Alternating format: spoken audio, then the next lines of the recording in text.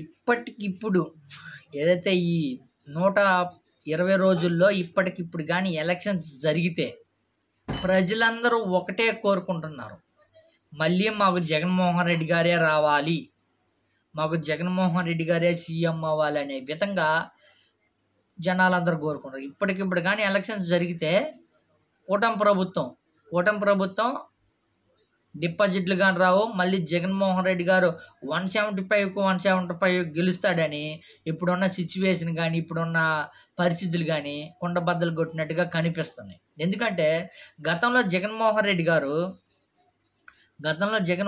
గారు కుల మత భేదం లేకుండా, పార్టీకి సంబంధం లేకుండా ప్రతి ఒక్కరికి పథకాలు అందించారు. అదేవిధంగా మీ ఇంట్లో మంచి జరిగితేనే మాకు ఓటేయండి, మీ ఇంట్లో మంచి జరిగితేనే మాకు ఓటేయండి అనే విధంగా జగన్మోహన్ రెడ్డి గారు అడిగారు.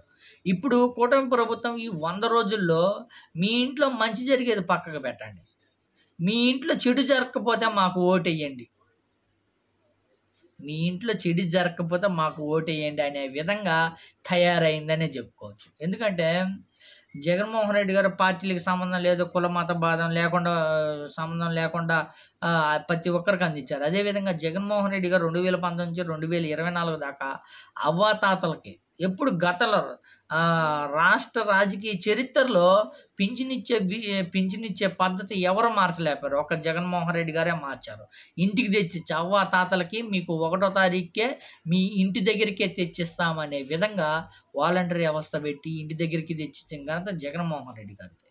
దాన్ని తీసేసే ప్రసక్తే లేకుండా ఇప్పుడున్న కూటమి ప్రభుత్వం కానీ దాన్ని కొనసాగించే విధంగా చూపించాడు జగన్మోహన్ రెడ్డి. సచివాలయ కేంద్రాలు, రైతు భరోసా కేంద్రాలు, వెల్త్ క్లినిక్ సెంటర్స్, ఇలా విద్యా వ్యవస్థ, ఇంగ్లీష్ మీడియం, ఇలా చెప్పుకుంటూ పోతే పెను సంచలనమే సృష్టించారు, పెను మార్పులే సృష్టించారు. అదేవిధంగా జగన్మోహన్ రెడ్డి గారు పరిపాలించిన టైము 3 సంవత్సరాలు, ఎందుకంటే 2 సంవత్సరాలు కరోనా కింద అయిపోయింది. ఈ 3 సంవత్సరాలనే అద్భుతాలు సృష్టించారు జగన్మోహన్ రెడ్డి గారు. మాకు ఈ 5 సంవత్సరాలు కానీ జగన్మోహన్ రెడ్డి గారు సీఎం అయి ఉంటే ఆంధ్రప్రదేశ్ని అభివృద్ధి బాటలో దూసుకుపోయి ప్రపంచ స్థాయి అన్ని రాష్ట్రాల ఆంధ్రప్రదేశ్ని చూసే విధంగా చూపించేవాడు జగన్మోహన్ రెడ్డి గారు. ఇప్పటికిప్పుడు ఎలక్షన్స్ జరిగితే మళ్ళీ జగన్మోహన్ రెడ్డి గారే సీఎం అవుతాడు అనే విధంగా రాష్ట్ర ప్రజలు అనుకుంటున్నారు. ఎందుకంటే కూటమి ప్రభుత్వం మీద వ్యతిరేకత మొదలైంది. కూటమి ప్రభుత్వం ఇంకా ఏవి హామీలు నెరవేర్చే స్థాయిలో లేదు.